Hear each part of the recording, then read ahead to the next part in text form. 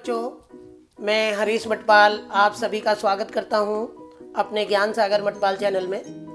बच्चों, आज इस वीडियो में हम आपके लिए लेके आए हैं एक्सरसाइज 4.3 का क्वेश्चन नंबर फर्स्ट।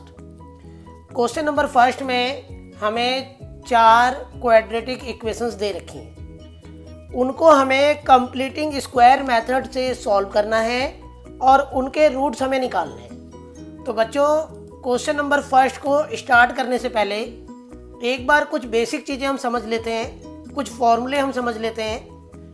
तो सबसे पहले हमें ये देखना है कि कोई भी क्वाड्रेटिक इक्वेशंस को हम ax² प्लस bx और प्लस c इक्वल टू 0 की फॉर्म में लिखते हैं। तो बच्चों, x² के साथ जो नंबर है उसे a कहते हैं, x के साथ जो नंबर है वो b होता है और बाकी जो कांस्टेंट वैल्यू है उसे हम c कहते हैं। तो सबसे पहले हमें d निकालने का फॉर्मूला याद करना है। तो d निकालने का फॉर्मूला है b² माइनस 4ac। तो सबसे पहले हम d निकालेंगे और मैंने आपको बताया कि a मतलब x² के साथ जो नंबर है उसे a कहते हैं और x के साथ जो नंबर है वो b है और बाकी जो कांस्टेंट वैल्यू है उसे हम c कहते हैं। तो अगर हम d निकालते हैं तो 3 केस हैं। अगर d 0 आता है, जो भी हमने d निकाला अगर वो 0 आ जाए तो इसका मतलब है कि जो रूट्स हैं वो रियल हैं, रूट्स हैं बट वो इक्वल हैं। इसका मतलब कि अल्फा और बीटा की जो वैल्यू है वो बराबर है। तो जो अल्फा है वही बीटा है। तो जो x की 2 वैल्यू हैं वो इक्वल हैं और ऐसे में वो अल्फा और बीटा जो हम निकालते हैं उनको निकालने का फॉर्मूला -b प्लस √d/2a और बीटा भी निकलेगा ऐसे ही, बस प्लस की जगह माइनस आ जाएगा।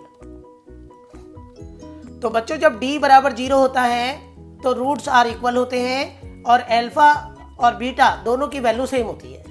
अब ऐसे ही एक दूसरा कंडीशन है कि अगर d की वैल्यू 0 से ज़्यादा है, 0 से ज़्यादा का मतलब है पॉजिटिव, तो जो d हमारा आया है नंबर वो ग्रेटर देन 0 है।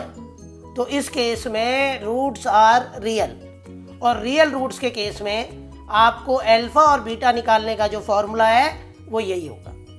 अल्फा हम निकालेंगे -b प्लस √d/2a और बीटा हम निकालेंगे -b माइनस √d/2a। अब बच्चों, एक तीसरा केस है, जब हमने d निकाला और वो d हमारा नेगेटिव में आ गया। तो जब d नेगेटिव आता है तो हम कहते हैं कि d जो है 0 से कम है। तो d इज लेस देन 0। उस केस में कोई भी रूट्स नहीं होते, उस केस में रियल रूट्स नहीं होते और हमें आगे सॉल्व नहीं करना, हमें लिख देना है नो रूट्स, कि उसके कोई भी रूट्स नहीं है, ये हमें लिखना है तीसरे केस में।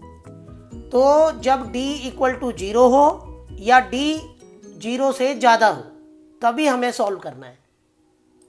अब एक एक करके देखते हैं हम लोग।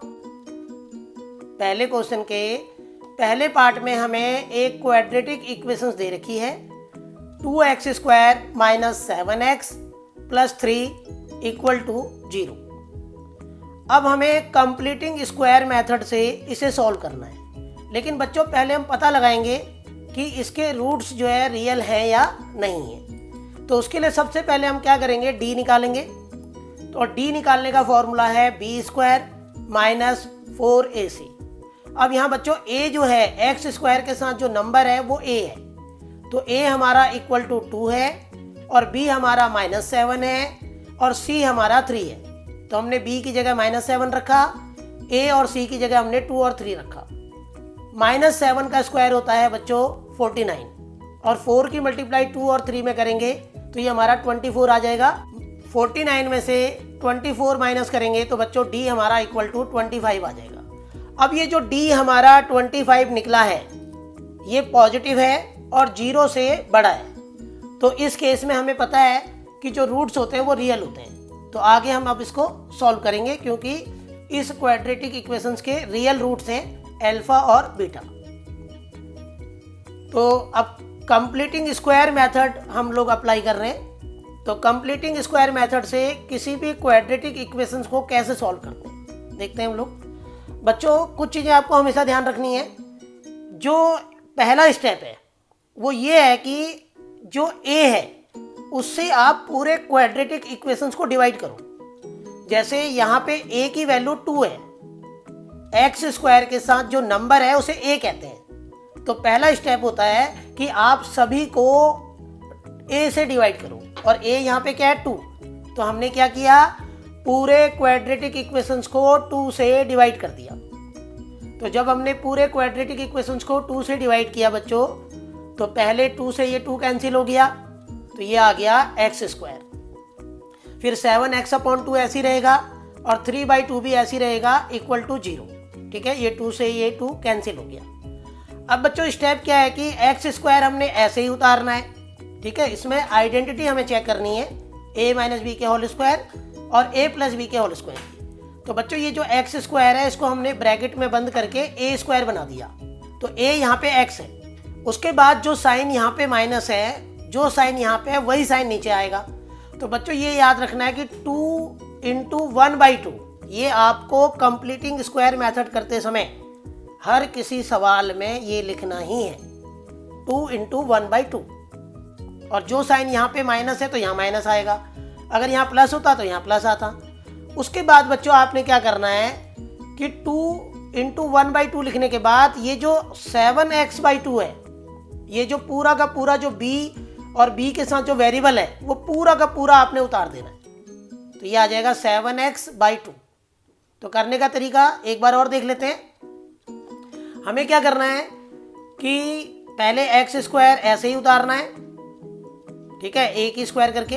फिर ये जो माइनस है वही साइन यहाँ पे लिखना है, और 2 × 1/2 2 × 1/2 आपने हर किसी में लिखना है। उसके बाद ये जो पूरा पोर्शन है बीच वाला, साइन को नहीं लिखना, ये जो पूरा x के साथ जो पूरा नंबर है ये पूरा उतार देना है मल्टीप्लाई करके 7x/2। अब इसके बाद आपने क्या करना है कि 2, इसको हमें जो बीच वाला जो टर्म है इसे 2ab बनाना है। तो 2 और x को हाइड करना है। क्यों हाइड करना है? क्योंकि मैं इसे a - b का होल स्क्वायर बनाना चाहता हूँ। तो मैंने क्या किया, 2 को हाइड किया और x को हाइड किया। ये काम आपने सभी में करना है जितने भी सवाल हैं। तो मैंने 2 और x को हाइड किया, तो क्या बचा 7/4, क्योंकि नीचे नीचे मल्टीप्लाई हो जाएगा। तो ये 7/4 आपका b की वैल्यू है, क्योंकि बच्चों यहाँ पे a तो x है, तो बीच में जो है जो a - b का होल स्क्वायर होता है उसकी आइडेंटिटी क्या होती है, a² - 2ab और प्लस b स्क्वायर। तो बीच में हमें -2a हमने हाइड कर दिया, बाकी जो पोर्शन बचा वो b है।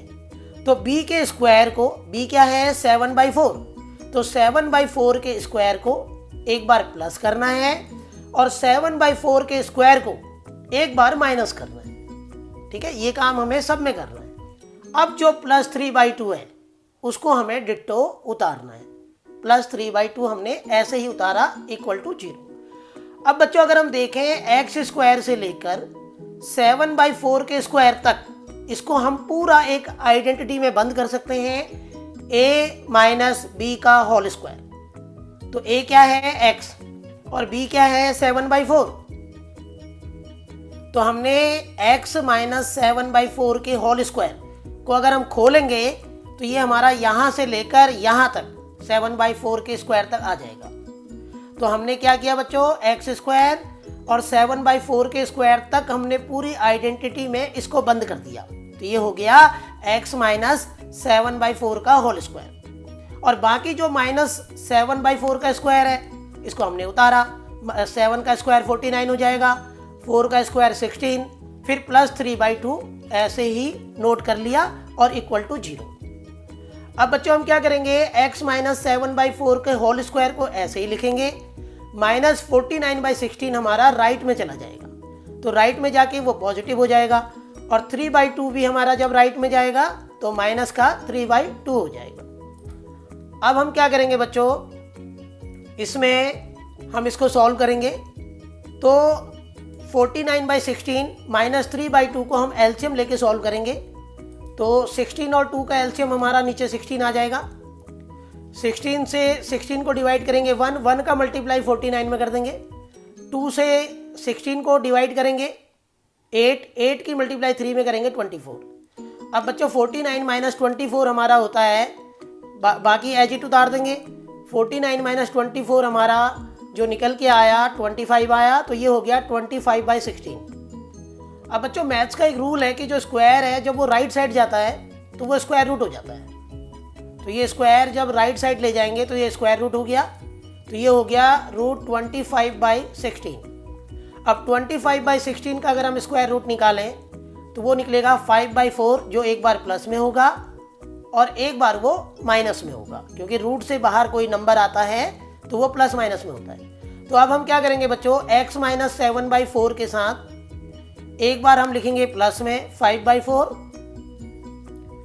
ठीक है।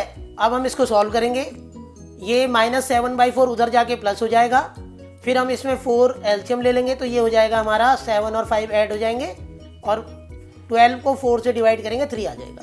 उसी तरीके से x माइनस 7/4 के साथ अब हम माइनस 5/4 लेंगे, ठीक है। अब हमने क्या लिया, x माइनस 7/4 के साथ हमने माइनस का 5/4 ले लिया। अब ये जो माइनस 7/4 है जब ये राइट साइड जाएगा तो बच्चों ये हो जाएगा माइनस 5/4 प्लस 7/4। फिर हम एलसीएम लेंगे तो ये एलसीएम लेके हमारा आ जाएगा 2/4 और 2/4 को थोड़ा सिंप्लीफाई करेंगे तो 1/2 आ जाएगा। तो इस तरीके से कंप्लीटिंग स्क्वायर मेथड से हमने रूट्स निकाले। थोड़ा प्रैक्टिस करना पड़ेगा।